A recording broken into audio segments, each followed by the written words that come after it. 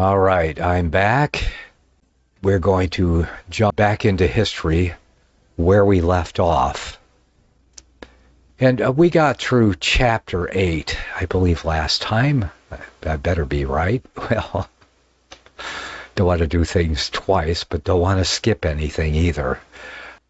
Okay, yes, chapter 9, Crusades against the Albigenses.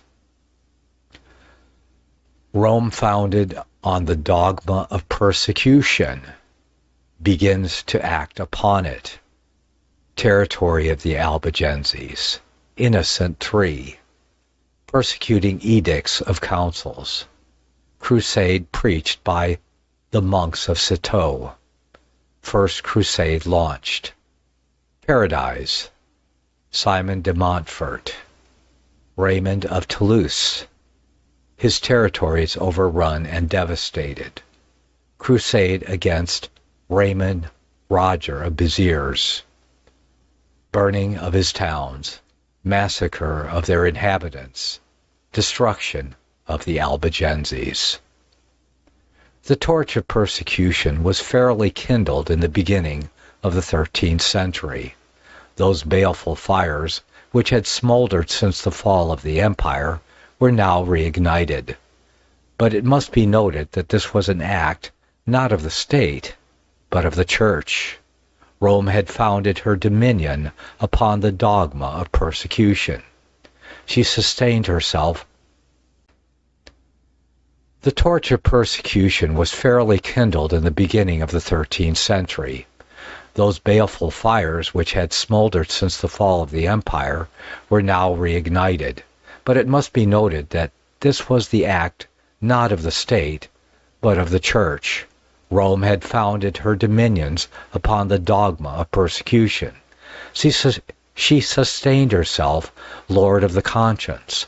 Out of this prolific but pestiferous root came a whole century of fulminating edicts, to be followed by centuries of blazing piles. This maxim, placed at the foundation of her system, would inspire and mold the whole policy of the Church of Rome. Divine mistress of the conscience and of the faith, she claimed the exclusive right to prescribe to every human being what he was to believe, and to pursue with temporal and spiritual terrors every form of worship different from her own, until she had chased it out of the world. The first exemplifications, on a great scale, of her office which she gave mankind was the Crusades. As the professors of an impure creed, she pronounced sentence of extermination on the Saracens of the Holy Land. She sent thither some millions of crusaders to execute her ban, and the lands, cities, and wealth of the slaughtered infidels she bestowed upon her orthodox sons. If it was right to apply this principle to one pagan country, we do not see what should hinder Rome, unless, indeed, lack of power, from sending her missionaries to every land where infidelity and heresy prevailed, emptying them of their evil creed and their evil inhabitants together, and repeopling them anew with a pure race from within her own orthodox pale. But now the fervor of the Crusades had begun sensibly to abate. The result had not responded either to the expectations of the Church that had planned them, or to the masses that had carried them out. The golden crowns of paradise had been all duly bestowed, doubtless, but of course on those of the Crusaders only who had fallen. The survivors had as yet inherited little save wounds, poverty, and disease. The Church, too, began to see that the zeal and blood which were being so freely expended on the shores of Asia might be turned to a better account nearer home.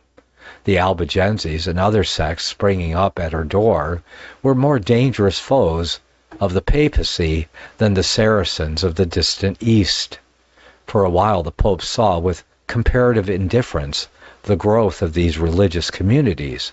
They dreaded no harm from bodies apparently so insignificant, and even entertained at times entertained at times the thought of grafting them on her own system as separate orders, or as resuscitating and purifying forces. With the advent of Innocent III, however, came a new policy.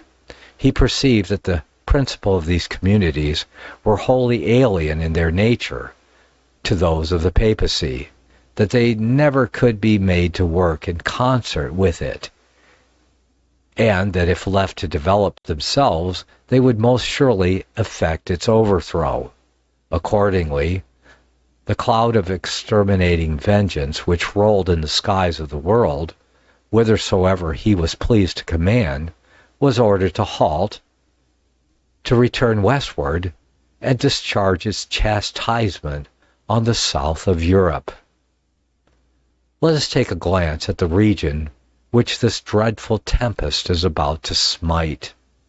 The France of those days, instead of forming an entire monarchy, was parted out into 4 grand divisions. It was the most southerly of the 4, the Narbonne Gaul, to which our attention is now to be turned. It was an ample and goodly territory, stretching from the Dauphine Alps on the east to the Pyrenees on the southwest, and comprising the modern provinces of Dauphine, Provence, Languedoc, or Gascon, Gascogne. It was watered throughout by the Rhone, which descended upon it from the north, and it was washed along the southern boundary by the Mediterranean. Occupied by an intelligent population, it had become, under their skillful husbandry, one vast expanse of cornfield and vineyard, of fruit tree and forest. To the riches of the soil were added the wealth of commerce, in which the inhabitants were tempted to engage by the proximity of the sea and the neighborhood of the Italian republics. Above all, its people were addicted to the pursuits of art and poetry. It was the land of the troubadour. It was further embellished by the numerous castles of a powerful nobility, who spent their time in elegant festivities and gay tournaments. But better things than poetry and feats of mimic war flourished here. The towns, formed into communes and placed under municipal institutions, enjoyed no small measure of freedom. The lively and poetic genius of the people had enabled them to form a language of their own, namely the Provençal. In riches of vocals, softness of cadence, and illustration of idiom, the Provençal excelled all the languages of Europe, and promised to become the universal tongue of Christendom. Best of all, a pure Christianity was developing in the region. It was here on the banks of the Rhone that Irenaeus and the other early apostles of Gaul had labored, and the seeds which their hands had deposited in its soil, watered by the blood of martyrs who had fought in the first ranks in the terrible combat of those days, had never wholly perished.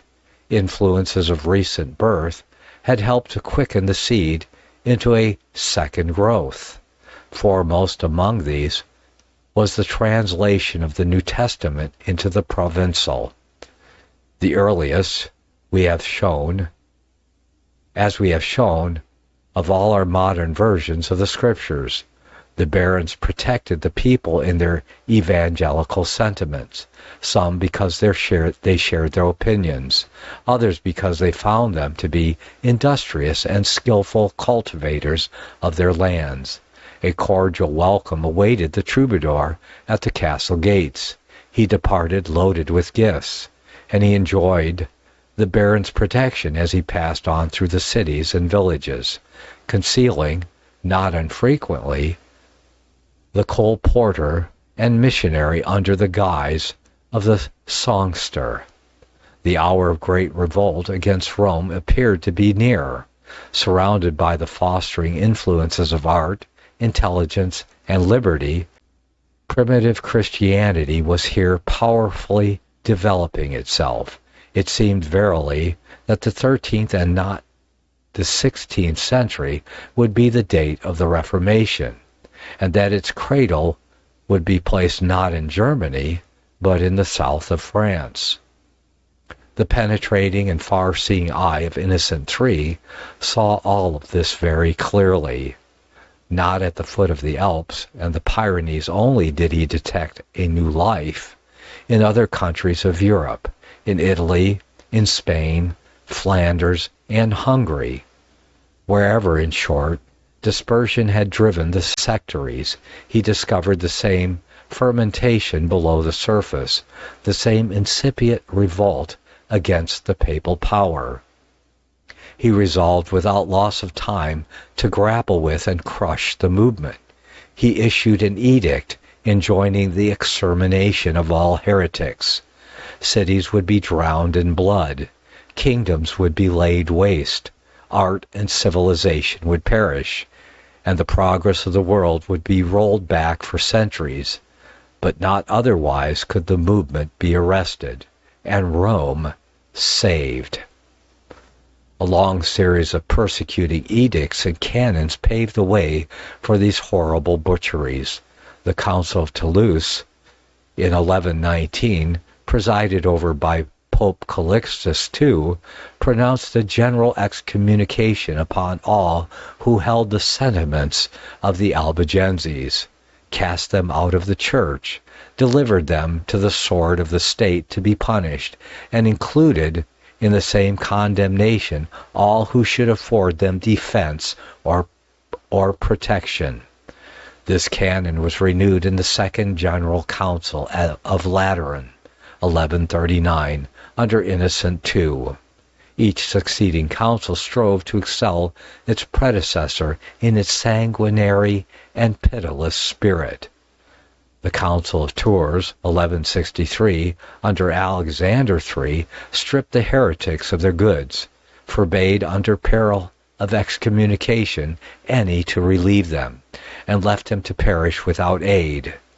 The Third General Council of Lateran, 1179, under Alexander III, enjoined princes to make war upon them, to take their possessions for a spoil, to reduce their persons to slavery, and to withhold from them Christian burial.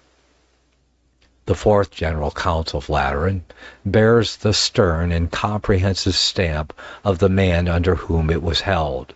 The council commanded princes to take an oath to extirpate heretics from their dominions, fearing that some, from motives of self-interest, might hesitate to destroy the more industrious of their subjects. The council sought to quicken their obedience by appealing to their avarice. It made over the heritages of the excommunicated to those who should carry out the sentence pronounced upon them.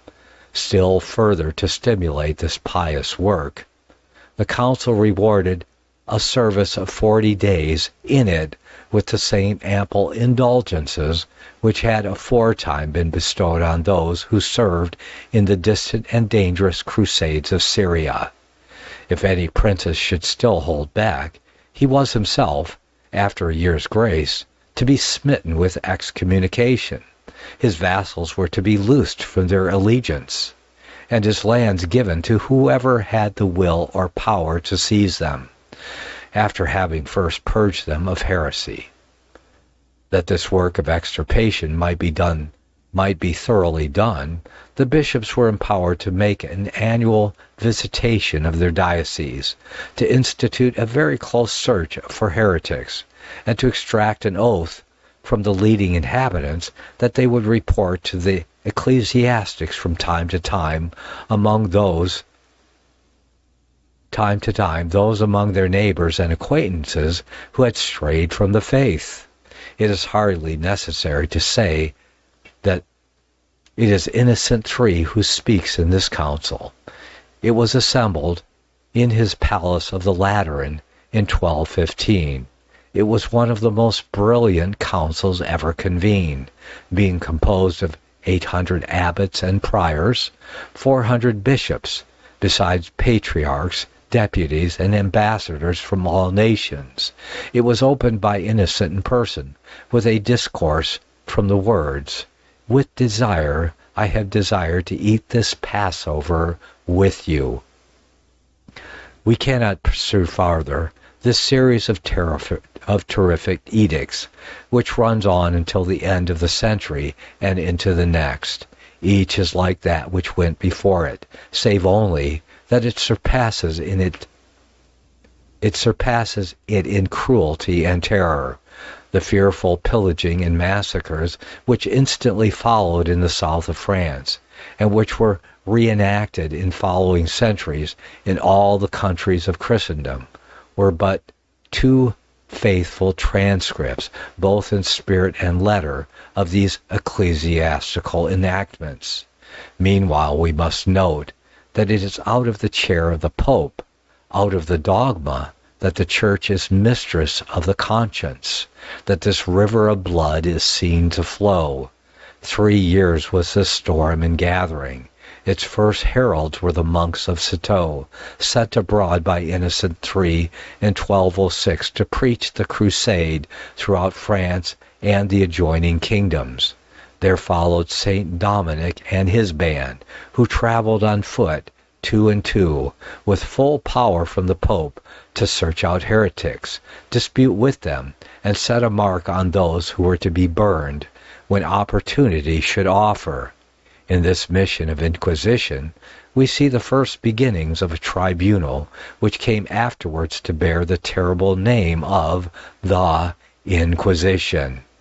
These gave themselves to the work with an ardor which had not been equaled since the time of Peter the Hermit. The fiery orators of the Vatican but too easily succeeded in kindling the fanaticism of the masses. War was at all times the delight of the peoples among whom this mission was discharged. But to engage in this war, what dazzling temptations were held out! The foes they were to march against were accursed of God and the Church. To shed their blood was to wash away their own sins. It was to atone for all the vices and crimes of a lifetime, and then to think of the dwellings of the Albigenses replenished with elegance and stored with wealth, and of all their fields blooming with the richest cultivation, all to become the lawful spoil of the crossed invader. But this was only a first installment of a great and brilliant recompense in the future. They had the sword of the Pope at the moment of death. They had the word of the Pope that at the moment of death they should find the angels prepared to carry them aloft, the gates of paradise open for their entrance, and the crowns and delights of the upper world waiting their choice. The Crusader of the previous century had to buy forgiveness with great sums of money. He had to cross the sea and face the Saracen, to linger out years amid unknown toils and perils, and to return, if he should ever return, with broken health and ruined fortune. But now a campaign of 40 days in one's own country, involving no hardship and very little risk, was all that was demanded for one's eternal salvation. Never before had paradise been so cheap. The preparations for this war of extermination went on throughout the years 1207 and 1208, like the mutterings of a distant thunder, or the hoarse roar of ocean when the tempest is rising. The dreadful sounds filled Europe. Their echoes reached the doomed provinces, where they were heard with terror. In the spring of 1209, these armed fanatics were ready to march. One body had assembled at Lyon, led by Arnold, abbot of Citeaux and legate of the Pope. It descended by the valley of the Rhone. A second army gathered in the Agenais under the Archbishop of Bordeaux. A third horde of militant pilgrims marshaled in the north, the subjects of Philip Augustus, and at their head marched the Bishop of Pai. The closest neighbors of the Albigenses rose in a body and swelled this already overgrown host. The chief director of the sacred war was the papal legate, the abbot of Citeaux. His chief military commander was Simon de Montfort, Earl of Leicester, a French nobleman who had practiced war and learnt cruelty in the Crusades of the Holy Land. In putting himself at the head of these crossed and fanatical hordes, he was influenced, it is believed, quite as much by a covetous greed of the ample and rich territories of Raymond, Count of Toulouse, as by hatred of the heresy that Raymond was suspected of protecting. The number of crusaders who now put themselves in motion is variously estimated from 50 to 500,000. The former is the reckoning of the abbot of Cernay, the popish chronicler of the war, but his calculation, says Sismondi, does not include the ignorant and fanatical multitude which followed each preacher, armed with scythes and clubs,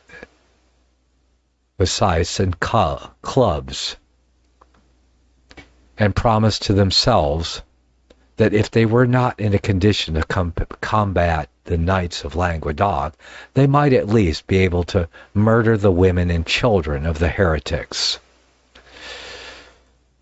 This overwhelming host precipitated itself upon the estates of Raymond VI, Count of Toulouse. Seeing the storm approach, he was seized with dread, wrote submissive letters to Rome, and offered to accept whatever terms the papal legate might please to dictate. As the price of his reconciliation, he had to deliver up to the Pope 7 of his strongest towns, to appear at the door of the church where the dead body of the legate, Castelnau, who had been murdered in his dominions, lay, and to be there beaten with rods. Next, a rope was put about his neck, and he was dragged by the legate to the tomb of the friar, in the presence of several bishops and an immense multitude of spectators. After all this, he was obliged to take the cross and join with those who were seizing and plundering his cities, massacring his subjects, and carrying fire and sword throughout his territories. Stung by these humiliations and calamities, he again changed sides. But his resolution to brave the papal wrath came too late. He was again smitten with interdict. His possessions were given to Simon de Montfort, and in the end he saw himself reft of all.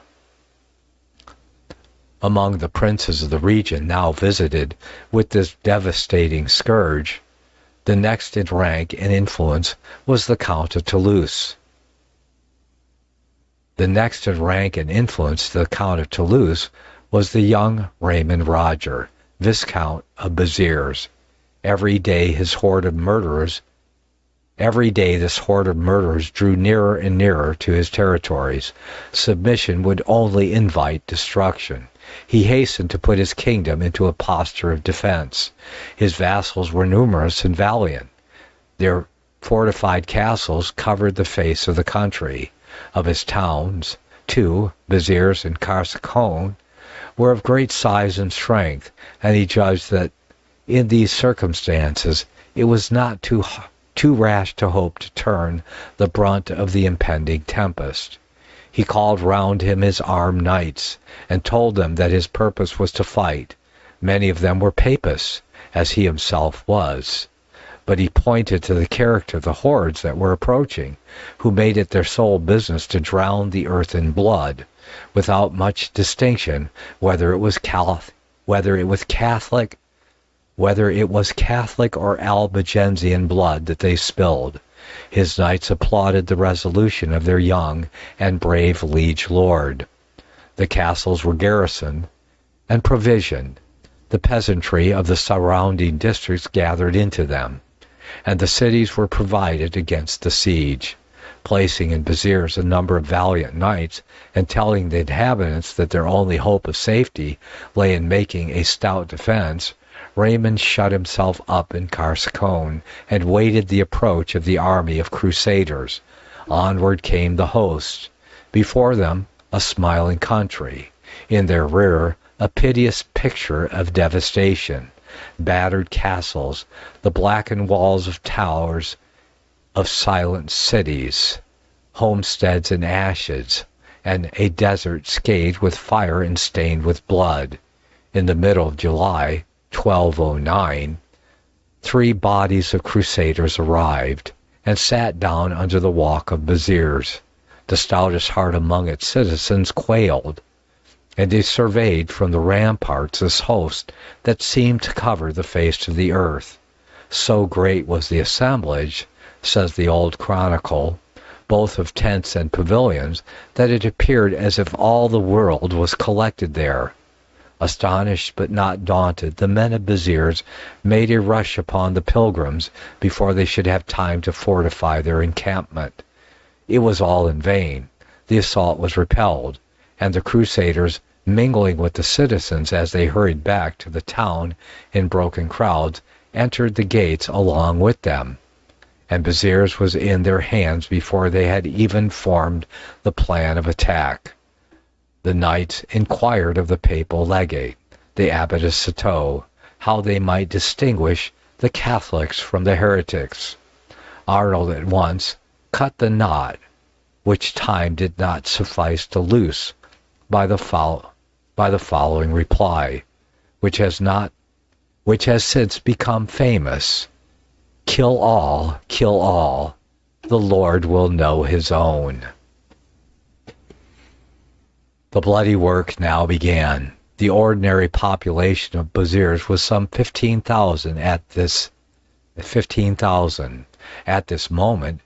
It could not be less than 4 times its usual number, for being the capital of the province and a palace of great strength, the inhabitants of the country and the open villages had been collected into it. The multitude, when they saw that the city was taken, fled to the churches and began to toll the bells by way of supplication. This only the sooner drew upon them the swords of the assassins. The wretched citizens were slaughtered in a trice. Their dead bodies covered the floor of the church. They were piled in heaps round the altar. Their blood flowed in torrents at the door. 7,000 dead bodies, says Sismondi, were counted in the Magdalene alone. When the Crusaders had massacred the last living creature in Beziers, they had pillaged the houses of all that they thought worth carrying off. They set fire to the city in every part at once, and reduced it to a vast funeral pyre. Not a house remained standing, not one human being alive. Historians differ as to the number of victims. The abbot of Citeaux, feeling some shame for the butchery which he had ordered, in his letter to Innocent III, reduces it to 15,000. Others make it amount to 60,000. The terrible fate which had overtaken Beziers, in one day converted into a mound of ruins, dreary and silent as any on the plain of Chaldea, told the other towns and villages the destiny that awaited them. The inhabitants, terror-stricken, fled to the woods and caves. Even the strong castles were left tenantless, their defenders deeming it vain to think of opposing so furious and overwhelming a host.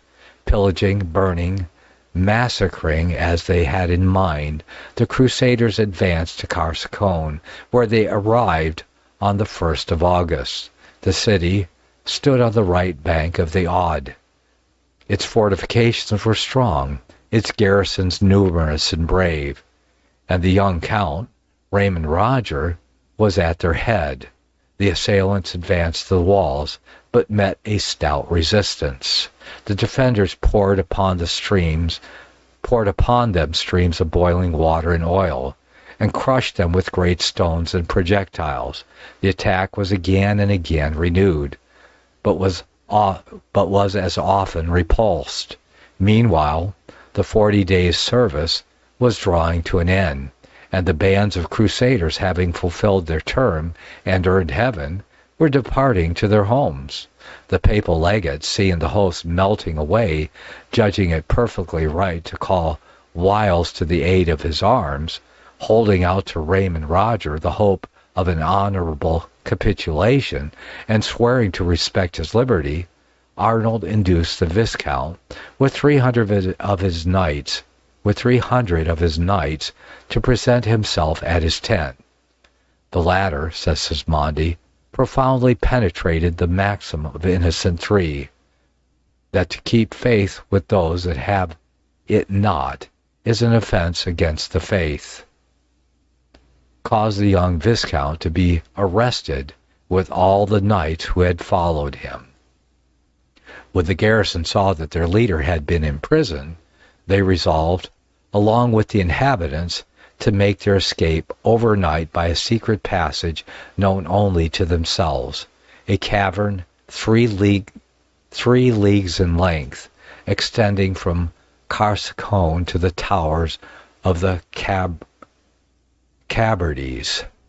The crusaders were astonished on the morrow, when not a man could be seen upon the walls, and still more mortified was the papal legate to find that his prey had escaped him, for his purpose was to make a bonfire of the city, with every man, woman, and child within it.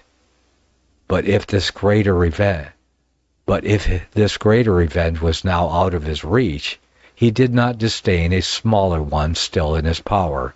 He collected a body of some 450 persons, partly fugitives from Carsicone whom he had captured, and partly the 300 knights who had accompanied the Viscount, and of these he burned 400 alive, and the remaining 50 he hanged. Chapter 10. The Erection of Tribunal of Inquisition. The Crusades continued in the Albigensian territory. Council of Toulouse, 1229. Organizes the Inquisition. Condemns the reading of the Bible in the vernacular. Gregory IX, 1223, further perfects the organization of the Inquisition and commits to it the Dominicans. The Crusades continued under the form of the Inquisition. These butcheries, the deliberate acts of Rome, revived and sanctified by her in our own day.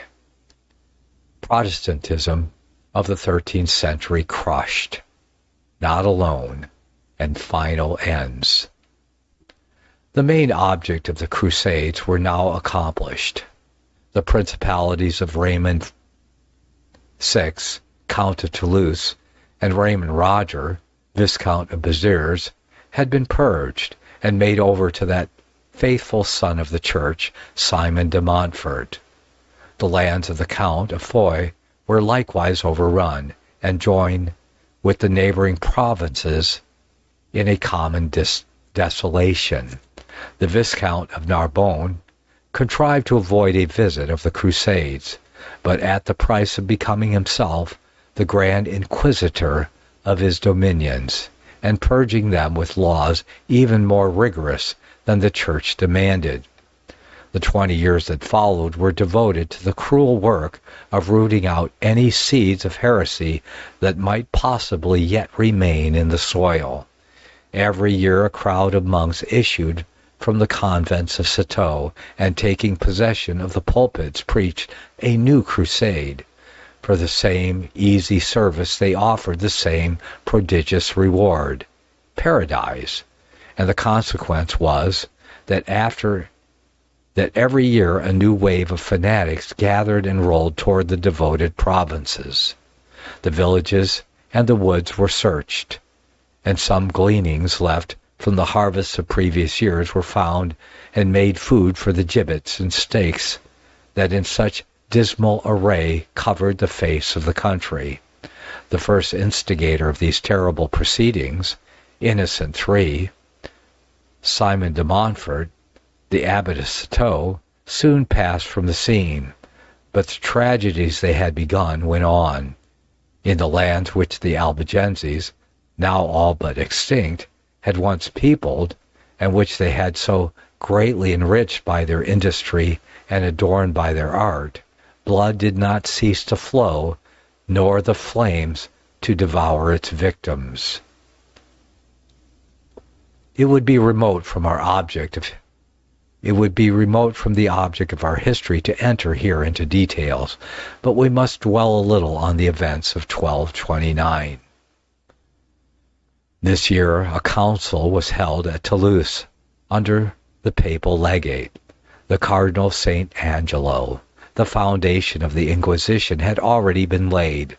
Innocent III and the Roman St. Dominic share between them the merit of this good work. In the year of the Fourth Lateran, 1215, Dominic perceived the pontiff's commission to judge and deliver to punishment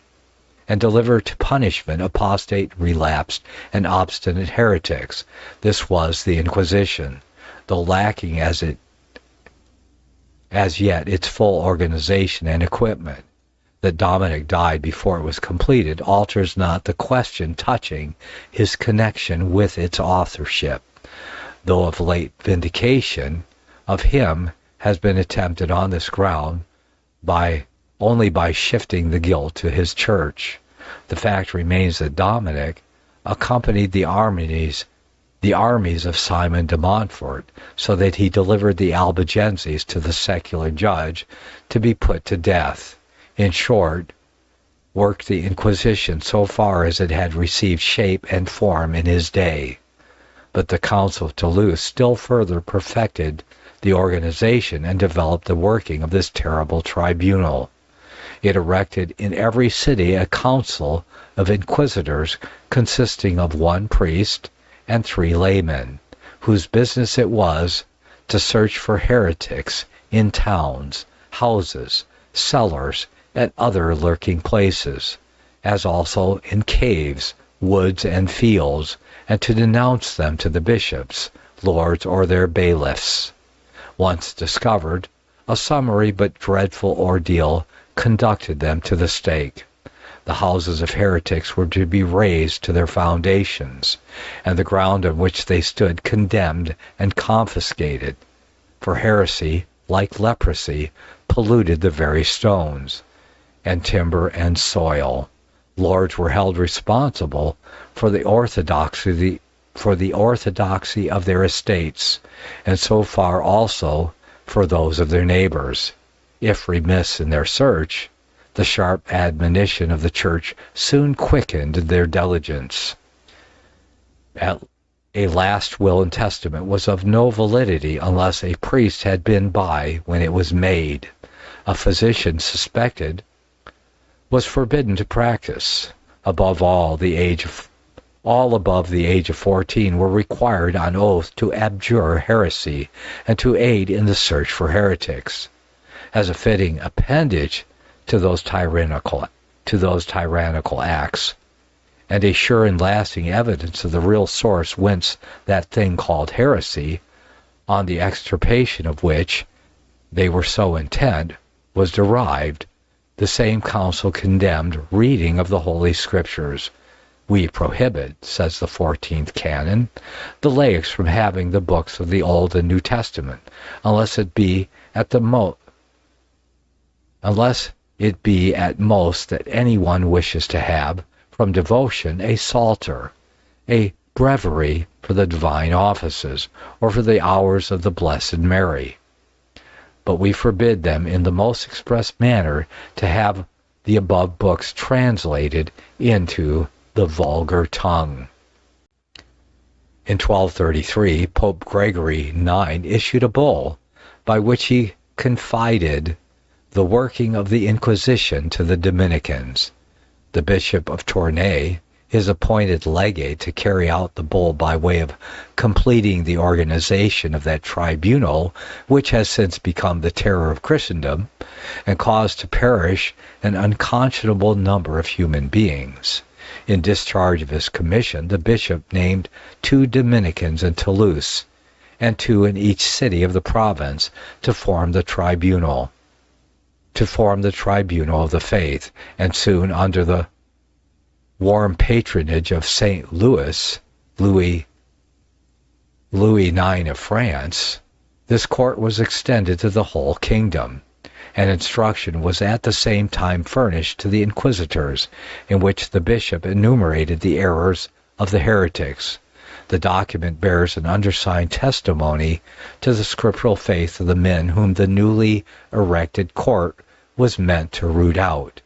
In the exposition made by the Bishop of Tournai, the errors of the Albigenses, says Sismondi, were nearly all the principles upon which Luther and Calvin founded the Reformation of the 16th century. Although the Crusades as hitherto waged were now ended, they continued under the more dreadful form of the Inquisition. We say more dreadful form, for not so terrible was the Crusaders' sword as the Inquisitor's rack.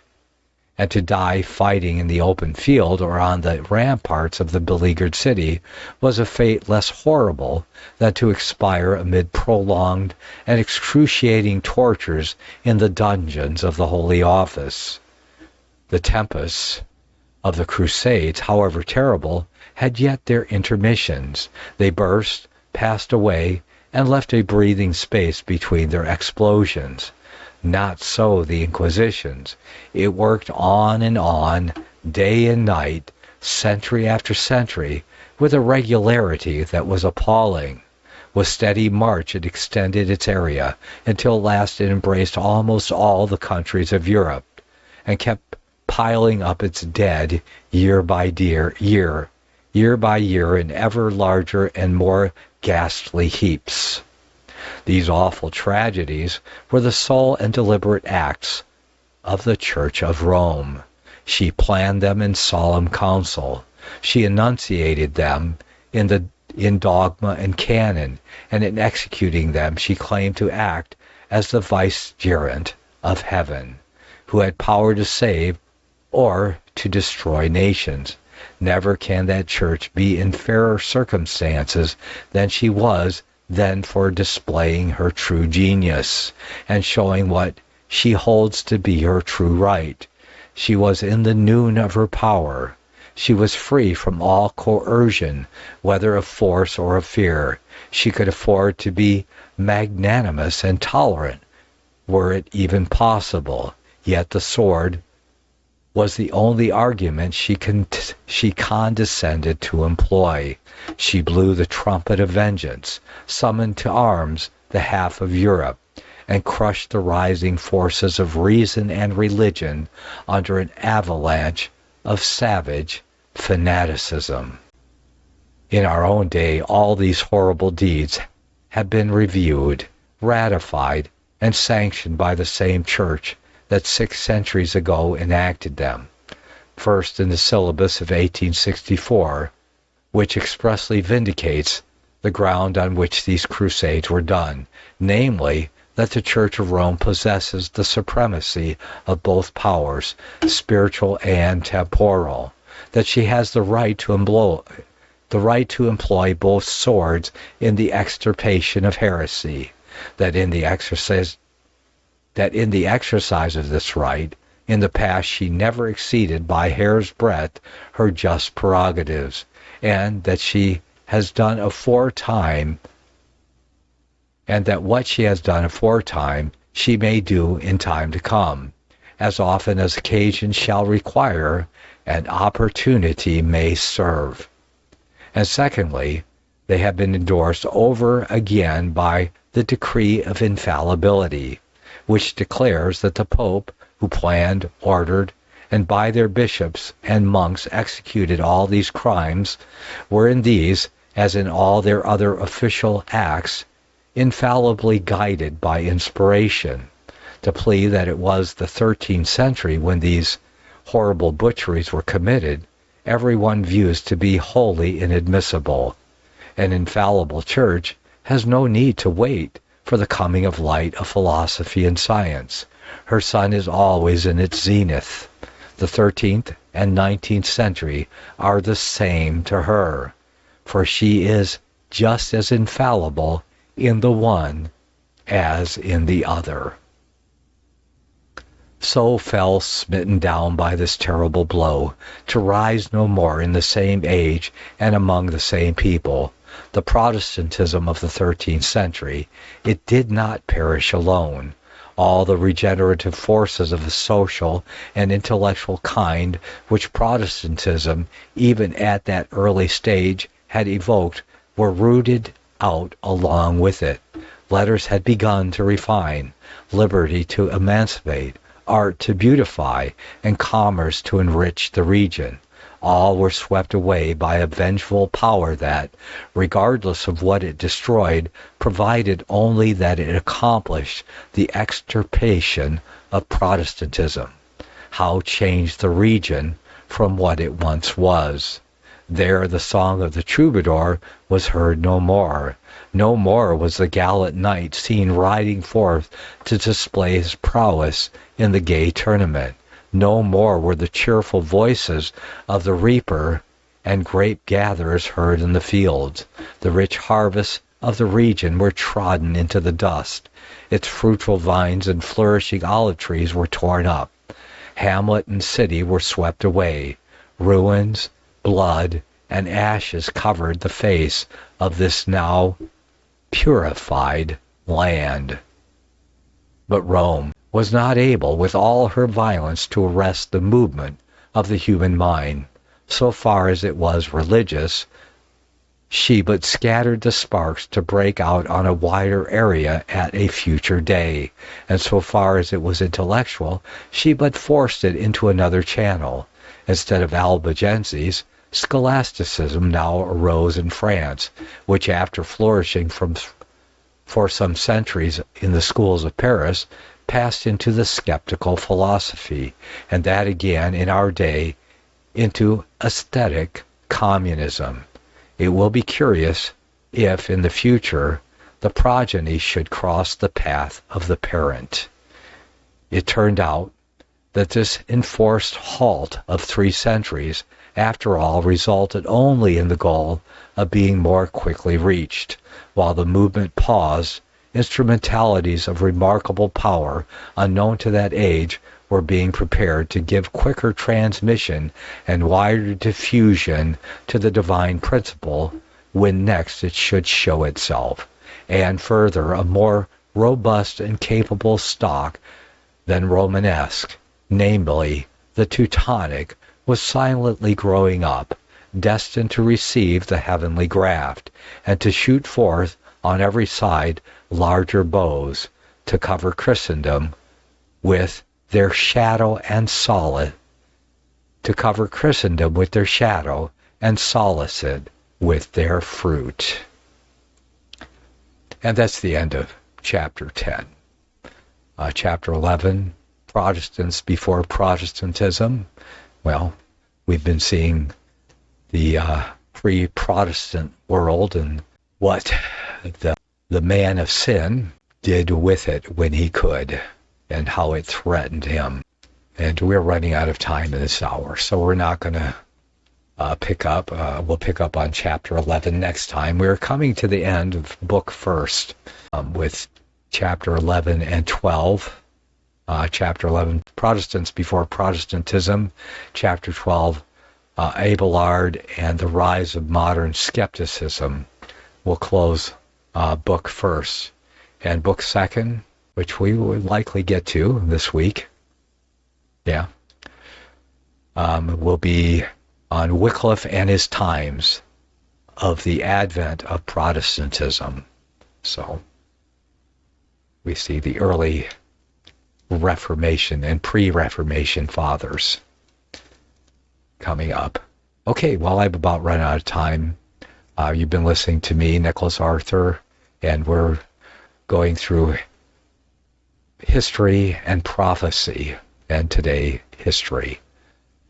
The History of Protestantism by James A. Wylie. Please visit my website, nicklasarthur.wordpress.com, and I'll be posting these playlists there.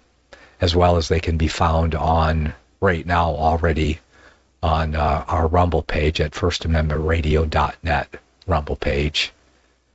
So make sure you take advantage of that. Please like the video and share everything you can. And when you go to my website, nicklasarthur.wordpress.com, make sure you click on the follow button there. I'd appreciate that.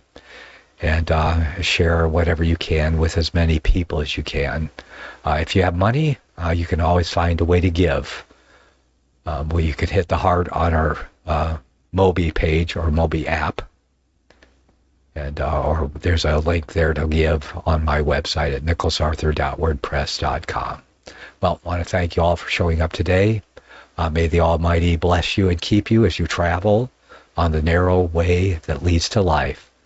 I'll see you again tomorrow for a live 2-hour Prophecy Reformation edition. See you then. Be informed, edified, and grow in the faith as your spirit is daily nourished in a biblical worldview, because you love the truth. firstamendmentradio.net/MOBI. Faith comes by hearing, and hearing by the Word of God. Always listenable, at work or on the go. firstamendmentradio.net/MOBI. No download or app necessary. Secrets of the Rapture. Is there a 500-year-old conspiracy? A propaganda machine so pervasive and entrenched, yet so elusive that the entire world could be taken in by it, working in plain sight, but unseen by the world for what it truly is? If prophecy is God-given history in advance, why does the prophecy that has conquered the age also exclude nearly 2,000 years of history? What is it that they are afraid that the light of history will reveal? To understand our place in time and prophecy, we must look in history for an interpretation, that which stands the test of time, that which agrees with the Word of God, and history has proven to be true. When cunning fables and fearful speculations are removed from our sight, then we may clearly see what is truly expressed in Bible prophecy, both that which has been fulfilled and that which has yet to come. God's express word is the sword that must be wielded to remove the scales from the eyes and dispel the darkness of deceitful conjecture. Secrets of the Rapture was written to expose that which the spirit of the age has conjured out of the darkness to blind the eyes of the church in the world today. Secrets of the Rapture, Deconstructing Pre-Tribulation Dispensational Futurism by yours truly, Nicklas Arthur, is now available at lulu.com and Amazon. Secrets of the Rapture.